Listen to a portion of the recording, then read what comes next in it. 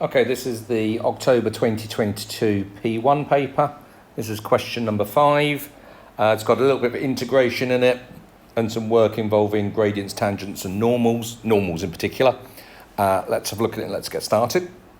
So it tells me curve C is y equals fx, but it gives me the information that f dash x is equal to this business here. That's a differential of fx. And it also tells me a point on the curve. Right, brilliant. That means I can work out this really straightforward. Because if I've got f dash x here, what I can do is integrate to get fx. When I integrate, I'm going to have some constant c.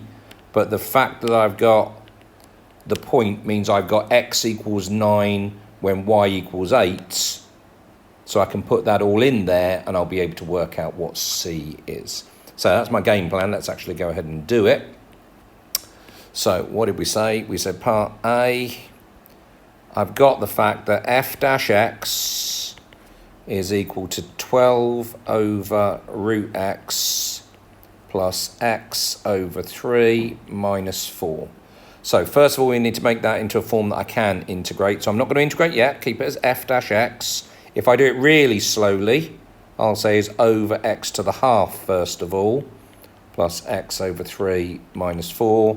And then say that 12 over x to the half is 12x to the minus a half plus x over 3 minus 4. You might miss out one of those stages. That's absolutely fine. But now fx, handwriting, sorry, fx is just going to be the integral of this. Again, if we're doing it really slowly, let's say that. It's going to be the integral of that. You don't need all these stages. This is more just explaining it for people who are watching the video and don't quite understand. So what do we do with integrating? We add 1 onto the power. So that becomes a half. And we divide by the new power. Now, I would strongly encourage you to say 12 divided by a half is 24 straight away. But I'm going to do slowly. But I think that divided by a half is the same as timesing by 2. And you should have that sorted out in your mind for these ones. Next one is x squared over 3. No dramas with that. 4x, no dramas with that. And then don't forget your constant. So this is fx. That would be my answer, except I would like to tidy it up a little bit. And obviously, I've got to find my constant. So I can tidy it up now if I want to and call it 24x to the half. Everything else is already done. I don't need to tidy out anything else apart from that.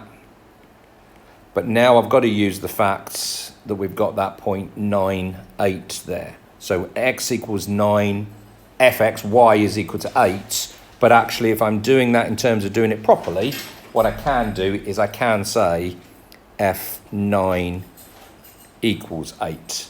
So if I say that, then I'm going to get that 8 is equal to, sorry, 24 lots of 9 to the half plus 9 squared over 3 minus 4 lots of 9 plus c. And you've just got to tidy that up from there. I'll do one extra stage, but really you should be able to get that from there.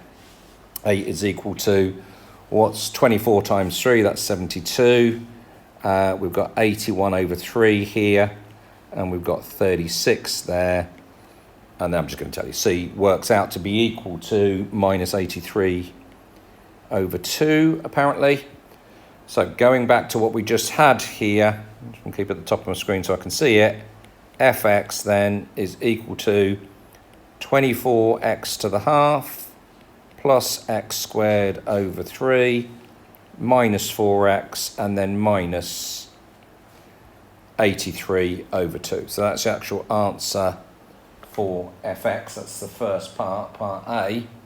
Now, what does part B say? So part B says the line L is a normal to C at P. Okay. Find the coordinates where L crosses the y-axis. So you don't need to do this, but I would sometimes do this for myself, just in harder questions, but you might be finding this a hard question. If you're not sure of something, just draw a quick sketch out. It doesn't need to be accurate in any way, shape or form. But if I say this is this curve C that I'm talking about, with the 0.9, with the 0.98 here, what they're saying is that if you work out the normal, make it slightly better, so the normal is going to be cutting at right angles there. What they want to know is this point here where it crosses the y-axis. This is my line L here. Right, now I know what to do. That's just helped me out a little bit. What I'm going to do is do my work to find the equation of a normal, and that's relatively straightforward. We'll go through that in a second. But once I found the equation of the normal, if I find out where it hits the y-axis, where it hits the y-axis is always going to be where x equals 0. Okay, so what I'm going to do now, I've got my game plan again. Let's find the equation of the normal first. And once I've got the equation of the normal, that's going to be my line L, and I'll be able to work out that point where it hits up here, this point here. I'll be able to find what that point's going to be. Right, so focusing on what we're trying to do now, we're trying to find the equation of the normal. So if I'm trying to find the equation of the normal, equation of a normal, equation of a tangent, equation of any straight line is always y minus y1 equals mx minus x1. If you watched any of my other videos, you know exactly what I'm going to do here. That's the equation of the normal. Somehow in the question, they must have given me x1, y1, and m. That's what I need. Right, x1 and y1 is dead straightforward because that's going to be the 0.98. What about m though? So m is going to be working out some information. For m, I've got f-9.